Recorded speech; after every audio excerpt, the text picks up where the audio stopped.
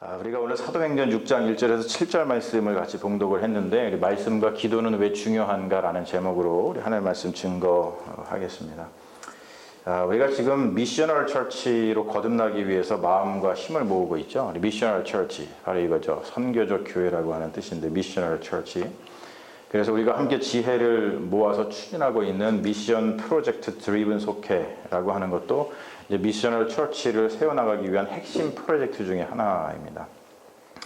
그렇다면 저 미셔널 처치가 무엇인가, 저 선교적 교회가 무엇인가, 이것에 대한 이해가 굉장히 중요합니다. 우리가 사실 이제 미션이라고 하는 말은 우리나라 말로 사명이라고 번역을 하죠.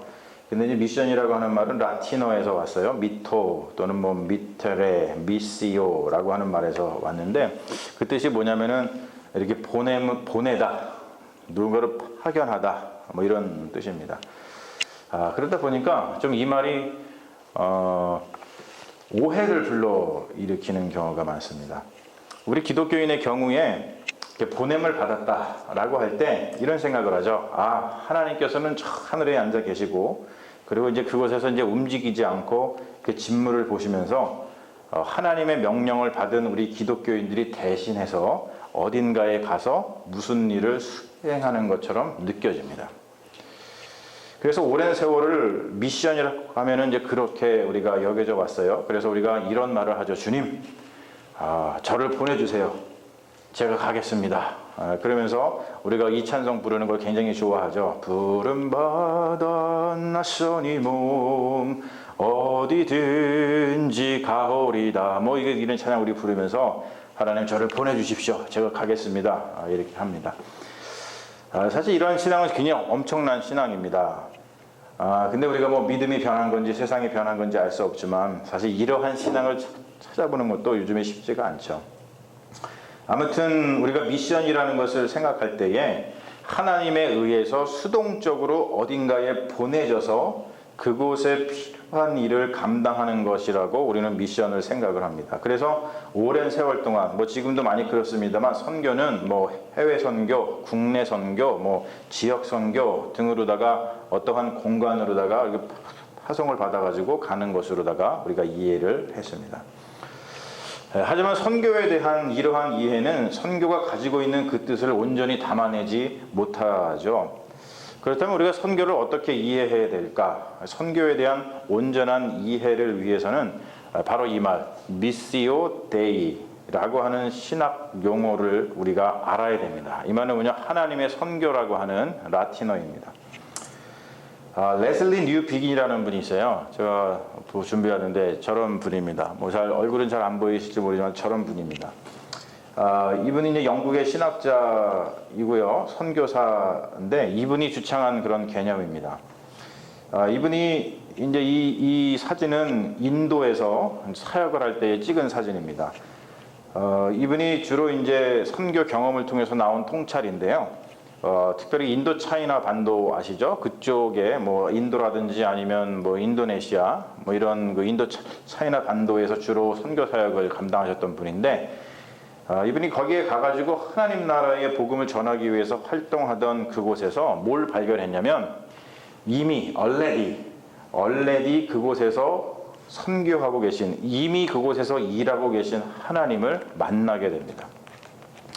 그 이전까지 그는 선교란 위에서 제가 언급했듯이 그냥 보냄을 받아가지고 그곳에 가서 하나님이 그곳에 계시지는 않지만 우리가 가가지고 하나님을 전하면은 그때에 하나님께서 들어오시는 것으로다가 생각을 했어요. 그런데 이 레슬리 뉴 비긴이 복음이 전해지지 않는 곳에서도 가봤더니 이미 하나님께서 그곳에서 일하고 계시다는 것을 깨달은 후에 선교에 대한 개념을 다시 가지게 됐습니다. 그래서 바로 미시오 데이라고 하는 이 말, 하나님의 선교라고 하는 이 말이 탄생하게 된 것인데 이 개념을 통해서 이분이 주장한 것은 뭐냐면 선교라고 하는 것은 하나님이 이미 선교하고 계신 그곳에 가서 하나님과 함께 동역하는 것이다 라는 이야기를 합니다. 여러분, 이 개념에 따르면 선교라고 하는 것은 보냄을 받는 수동적인 개념이 아니라 하나님의 선교에 동참하는 능동적인 개념으로 바뀌게 됩니다. 그리고 하나님은 단순히 사람의 발길이 닿지 않았던 어떠한 오지에서 일하고 계시는 것이 아니라 우리의 삶의 모든 곳에서 일하고 계신다는 것을 우리가 깨닫게 된다는 것이죠. 하나님은 우리의 마음속에서도 일을 하고 계시고, 하나님은 우리의 가정에서도 일을 하고 계시고, 하나님은 우리의 교회뿐만이 아니라 우리가 사는 이 나라, 그리고 복음을 전혀 듣지 못한 사람들이 살고 있는 어떠한 지역에서도 하나님은 일하고 계십니다. 하나님은 그냥 저 하늘에서 앉아 계시면서 우리에게 오더를 내리시는 것이 아니라 하나님은 우주적으로 일하고 계신다는 것이죠. 하나님은 모든 곳에서 계시면서 모든 것이 생명의 풍성함을 누리도록, 하나님이 창조한 그 모든 것이 하나님께서 잡고 계시면서 생명의 풍성한 것을 누리시도록 하나님께서는 일하고 계신다는 거예요. 하나님의 선교란 이런 뜻을 지니기 때문에 하나님의 선교에 능동적으로 동참하려면 요구되는 것이 있는데요. 바로 이겁니다. 뭐냐면 영적 감수성입니다. Spiritual sensibility라고 하는 거예요. 감수성이라는 말은 뭐냐면 뭔가를 감지할 수 있는 능력이죠. sense, 그렇죠? 뭔가를 감지하는 겁니다. 그리고 ability라고 하는 것은 능력입니다. 그래서 감수성, sensibility라고 하는 말은 뭔가 감지할 수 있는 능력을 말해요. 그래서 영적 감수성이라는 말은 뭐냐면 선교, 하나님의 선교를 감지할 수 있는 능력. 다시 말해서 하나님께서 지금 어디에서 무슨 일을 하고 계신지를 감지할 수 있는 능력을 영적 감수성이라고 이야기를 합니다. 믿음의 선조들은 모두 이 영적 감수성이 뛰어났어요. 하나님의 선교를 감지한다는 것은 하나님의 부르심을 받고 하나님과 함께 그곳에서 동역한다는 것을 뜻합니다. 자식의 예를 들자면 철이 아직 들지 않은 자식은 부모가 하는 일에 관심을 두지 않습니다. 그저 자신이 원하는 것을 그냥 부모로부터 받아내려고만 합니다. 그러나 여러분, 철든 자식은, 우리가 잘 경험을 못해서 그렇지, 철든 자식은 부모가 하는 일이 얼마나 거룩한 일인지를 알고 어떻게 해서든지 부모님과 함께 가정을 세워나가면서 인생을 꾸려나가려고 하고 자신이 할 수 있는 일들을 감당합니다. 일례로 이런 것이죠. 제가 그냥 예를 좀 들려다 보니까 그냥 다른 사람 이야기 하는 것보다 그냥 제 얘기를 좀 하려고 합니다. 저희 아버지는 평생 목회를 하시면서 교회를 3번 건축을 하셨어요. 3번 건축하시는 중에 강화도에서 한 번, 강화도에서 목회하실 때 제가 강화도에서 태어났습니다. 그래서 제 고향이 강화도입니다. 그리고 서울에서 목회를 하실 때 2번 건축을 하셨습니다. 강화도에서 건축을 하실 때에 제가 그때는 한두 살밖에 되지 않았기 때문에 제 힘으로 교회 건축을 도울 수가 없었어요. 물론 이제 그때 저의 의지와는 상관없이 우리 엄마 아버지께서는 저의 돌반지를 모두 교회에 건축하는데 쓰임을 받도록 바치셨죠. 제가 그 전통에 따라서 우리 2 아들의 돌반지도 제가 조지아에서 교회 건축을 할 때 그들의 의지와는 상관없이 제가 하나님께 드렸습니다. 그리고 이것을 우리 아이들한테도 다 이야기를 해줬어요. 그랬더니 다 순순히 받아들이고 좋아합니다. 그런데 아버지가 세상을 떠나시기 전에 이제 마지막으로 교회 건축을 하실 때에 제가 그때는 대학생이었습니다. 제가 하나님의 선교에 동참을 하고 싶었고 아버지의 목회를 돕고 싶었습니다. 그런데 여러분, 그때 제가 대학생 학생이었습니다. 학생이 무엇으로 건축 헌금을 할 수 있겠어요? 가장 좋은 방법이 무엇일까? 아르바이트를 할까? 아니면 어디 가가지고 모금을 할까? 하나님은 무엇을 통해서 하나님의 선교에 동참하고 싶어 하실까? 그리고 내가 무엇을 하면 아버지가 기뻐하실까? 이런저런 많은 생각을 했습니다. 그때 내린 결론이 이것이었습니다. 뭐냐면, 그래, 내가 학생이니까 뭘 하자? 공부를 열심히 해서 뭐를 받자? 장학금을 받자.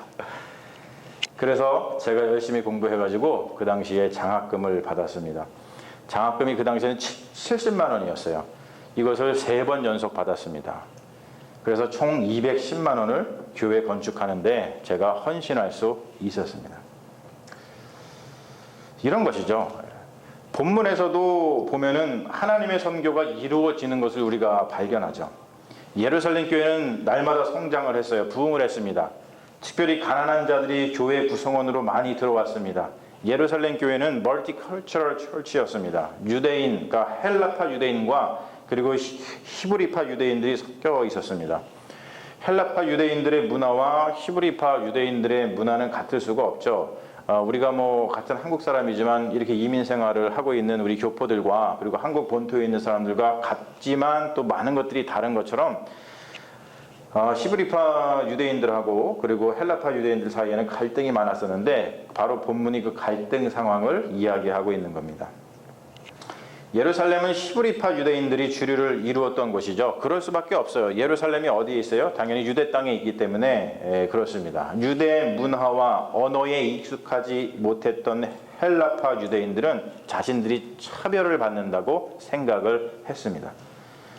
그래서 헬라파 유대인들은 불평을 쏟아내기 시작을 합니다. 이게 뭐냐? 왜 니네들은 히브리파 유대인들한테만 이렇게 잘 뭘 해주고 우리들은 이렇게 특별하느냐? 불평을 쏟아내기 시작을 했습니다. 이때까지만 해도 사도들은 가난한 헬라파 유대인들과 히브리파 유대인들이 굶지 않도록 밥을 잘 먹이는 것이 하나님의 선교의 전부라고 생각을 했습니다. 그런데 문제가 터지고 보니까 단순히 밥을 잘 먹이는 것만이 하나님의 선교가 아니고 그들의 마음을 세심하게 돌보면서 그들이 마음속으로 차별을 받는다는 생각이 들지 않게 행정적으로 조직을 잘 정비하는 것도 하나님의 선교라고 생각을 했습니다. 여러분, 하나님은 아주 세세한 부분에서까지도 일하신다는 거예요. 그래서 사도들은 모든 제자를 불러서 지혜를 모읍니다. 그리고 이렇게 이야기를 하죠. 오늘 우리가 읽은 본문입니다. 우리가 하나님의 말씀을 제쳐놓고 접대를 일삼는 것이 마땅하지 아니하니 형제들아 너희 가운데 성령과 지혜가 충만하여 칭찬받는 사람 7을 택하라. 우리가 이 일을 그들에게 맡기고 우리는 오로지 기도하는 일과 말씀 사역에 힘쓰리라. 사도들은 사역을 하면서 아차 싶었다는 것이죠. 위에서 제가 말씀드렸듯이 선교 또는 사역이라고 하는 것은 그들이 발명, 인벤트하는 것이 아니라 뭐라 그랬습니까? 하나님의 선교에 동참하는 것입니다. 그러면서 선교에서, 사역에서, 미니스트리에서 가장 중요한 것은 뭐냐면 여러분, 영적 감수성입니다. 즉 하나님이 지금 무슨 일을 하고 계신지 감지하는 일이에요. 이것이 되지 않으면 우리는 하나님의 선교에 동참하는 것이 아니라 그냥 우리가 하고 싶어하는 일을 우리가 발명해 놓고서는 하나님의 선교에 동참하고 있다고 자기 기만을 하고 있는 것입니다. 이 자기 기만의 형태를 가장 극명하게 보여주는 인물이 사도행전에 등장을 하죠. 그게 누굽니까? 나중에 이름이 바울로 불리는 사울입니다. 사울의 등장은 스데반의 죽음과 엮여 있어요. 우리가 지난 몇 주 전에 바나바는 왜 그랬을까라고 하는 말씀을 통해서 우리가 살펴봤듯이 바나바의 등장이 심상치 않았습니다. 재산을 팔아가지고 사도들의 발 앞에 딱 누면서 등장했죠. 그랬듯이 이 사울의 등장도 심상치가 않습니다. 7 집사 중에서 가장 촉망받던 스데반이 그 짧은 인생을 순교로 마감하게 됩니다. 여러분, 그 순간을 초대교회 성도들이 얼마나 슬퍼했을까요?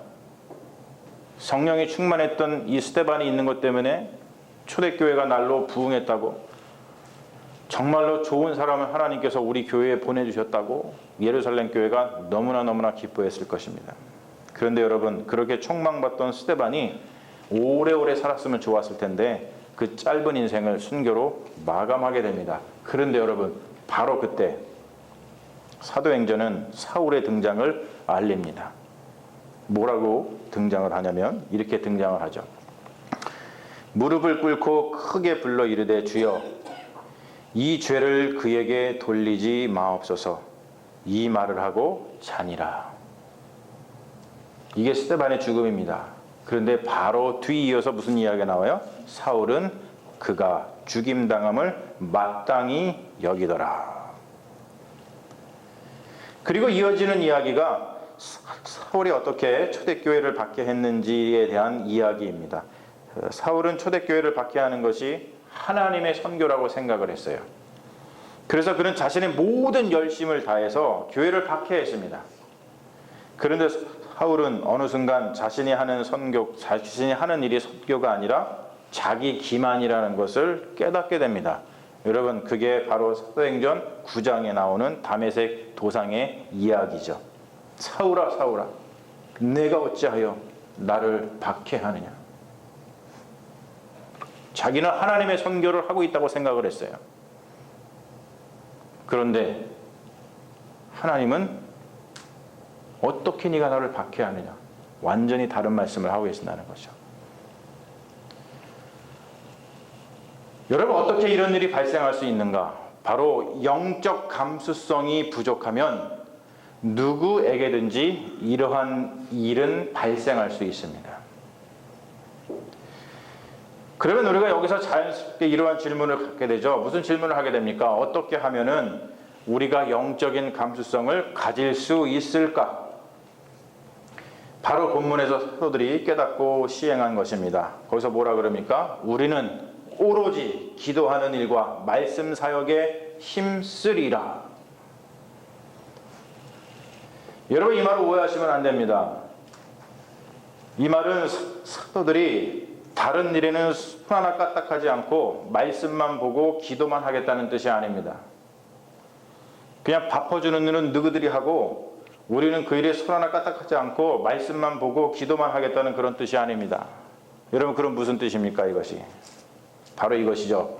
본인들이 행한 실수를 다시 반복하지 않겠다는 의지입니다. 영적인 감수성을 잃어버린 채 하나님의 선교에 동참하는 것이 아니라 자기 기만에 빠져 구원을 이루지 못하고 오히려 갈등과 상처를 불러일으키는 어리석음을 다시는 범하지 않겠다고 하는 다짐입니다. 그래서 그들은 영적 감수성을 잃어버리지 않기 위해서 말씀과 기도 사역에 전념하고자 한 것입니다. 사랑하는 여러분, 영적 감수성을 키우는 일은 절대적으로 중요합니다. 영적 감수성이 없으면 우리는 하나님의 선교에 동참하는 것이 아니라 자기 기만에 빠지고 말기 때문에 그래요. 하나님의 선교는 구원을 이루지만 자기 기만은 죄악을 추악한 일들을 드러낼 뿐입니다. 하나님의 선교가 우리의 생명을 풍성하지 못하고 풍성하지 못하고 생명을 죽인다면 여러분, 그게 무슨 하나님의 선교이겠어요? 하나님의 선교는 반드시 생명을 낳고 생명을 풍성하게 합니다. 그러므로 우리는 생명을 풍성하게 하시는 하나님의 선교에 동참해야 하는 것이지 우리가 선교를 발명하면 안 됩니다. 인간의 일은 생명을 풍요롭게 하지 못합니다. 우리는 그러한 능력을 가지고 있지 못해요. 말씀과 기도는 왜 중요한가? 우리가 오늘 던진 화두입니다. 왜 그러냐면 영적 감수성은 말씀과 기도로 키워지는 것이기 때문에 그렇습니다. 말씀과 기도는 하나님과 소통하는 언어입니다. 하나님과의 소통이 이루어지지 않으면 우리는 하나님의 선교에 동참하는 것이 아니라 소통이 없는 상태에서 그저 우리가 하고 싶은 일을 발명해서 그 일을 하면서 하나님의 일을 하고 있다고 착각하는 자기 기만에 빠지고 만다는 겁니다. 우리가 실제 삶 속에서 소통이 되지 않는 것 때문에 얼마나 어려움을 겪고 살아가고 있습니까? 부부의 예를 들면은 꽃 사오는 것을 싫어하는 부인과 꽃 사오는 것을 즐기는 남편 사이에는 불편할 수밖에 없어요. 반대로다가 들꽃 하나에도 감동을 느끼는 아내와 그러한 마음을 전혀 모르는 남편 사이에는 불편할 수밖에 없습니다. 아내는 그냥 들꽃 하나만 꺾어다 주며 사랑을 속삭이는 것만으로도 충분한데 남편은 아내가 돈 많이 벌어다 줘야지 행복할 거라고 생각하면서 들꽃 따위에는 관심, 눈길을 전혀 주지 않고 돈을 버느라 생명을 허비한다면 여러분, 이 소통의 부재가 그 가정을 얼마나 힘들게 하겠어요. 미셔널 처치. 우리 이걸 한번 다시 읽어볼게요. 미셔널 처치란 무엇인가? 우리 같이 한번 읽어볼게요. 시작. 미셔널 처치는 단순히 선교 많이 하는 교회를 말하는 것이 아니라 말씀과 기도 가운데 영적 감수성이 예민하여 하나님의 선교, 즉 하나님이 지금 어디에서 무슨 사역을 하고 계신지를 감지하여 부르심을 받아 능동적으로 주도적으로 기쁜 마음으로 그곳에 가서 하나님의 선교에 동참하는 교회를 말한다.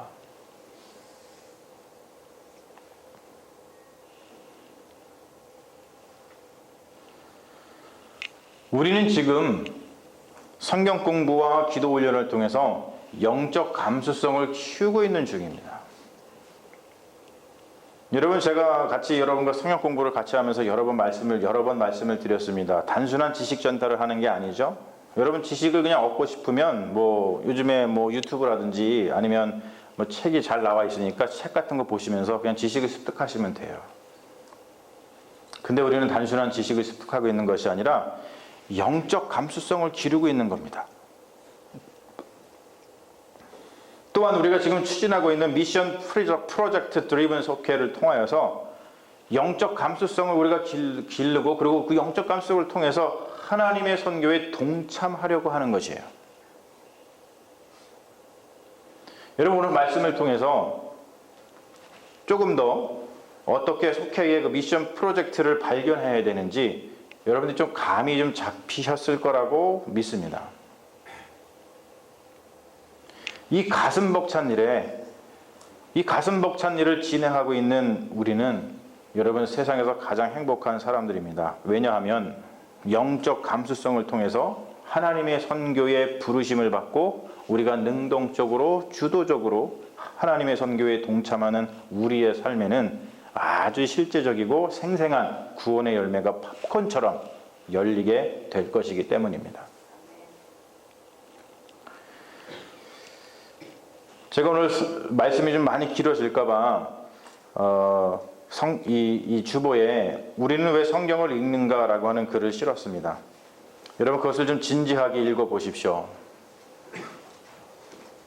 영적 감수성을 키우기 위해서 우리가 성경을 왜 읽어야 되는지 여러분 거기서 아이디어를 얻으실 겁니다. 그리고 혹시 제가 지금 말씀드리는 것이 복잡하다고 생각하시는 분이 계시면 여러분 딱 한 가지만 여러분께 부탁을 드립니다. 그냥 참여해 주십시오. 함께 가는 겁니다. 마지막으로 다시 한번 정리를 합니다. 저기 오늘 우리가 얘기했던 그 키워드들이 있습니다. 미셔널 처치, 선교적 교회, 미시오 데이, 하나님의 선교, 스피리추얼 센서빌리티, 영적 감수성, 그리고 말씀과 기도 사역. 이런 것에 대한 우리가 깊은 이해를 통해서 그 스피릿, 즉 뭐냐면 예수의 정신, 그것을 지닌 그리스도인으로 우리가 성장하여서 우리가 세상에 희망을 주는 교회, 그리고 세상을 변화시키는 교회, 그리고 우리가 시대를 따라가기에 급급한 교회가 아니라 시대를 이끄는 그런 교회, 그런 아름다운 주님의 자녀가 되기를 소망합니다. 우리가 이 일을 위해서 여러분 같이 미셔널 처치, 선교적인 교회로 우리가 우리 교회를 세워나가기를 원하니 여러분 기도하시면서 함께 동참해 주시기를 진심으로 부탁을 드립니다. 우리 같이 기도하겠습니다.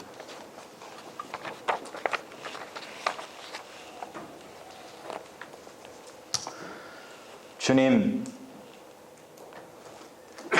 말씀과 기도가 얼마나 중요한지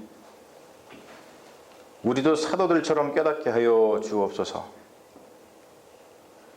말씀과 기도를 통하지 않고서는 하나님의 선교에 참여하는 것이 아니라 자신들이 옳다고 여기는 일에 몰두하다가 구원을 이루기는커녕 갈등과 실망만 만들어냅니다. 하나님의 선교에 참여하려면 영적 감수성이 꼭 필요한데 그것은 말씀과 기도를 통해서 길러지는 것임을 기억하게 하옵소서. 그리하여 말씀과 기도를 통하여 영적 감수성을 키워 하나님의 마음이 어디에 계신지, 하나님이 지금 어디에서 무슨 일을 하고 계신지 우리가 알게 하셔서 하나님의 선교의 부름을 받아 동참하게 하옵소서. 그곳에 구원의 역사와 기쁨이 넘치게 될 줄로 믿습니다. 우리를 붙들어 주시옵소서. 예수님의 이름으로 간절히 기도합니다. 아멘. 있습니다. 아버지.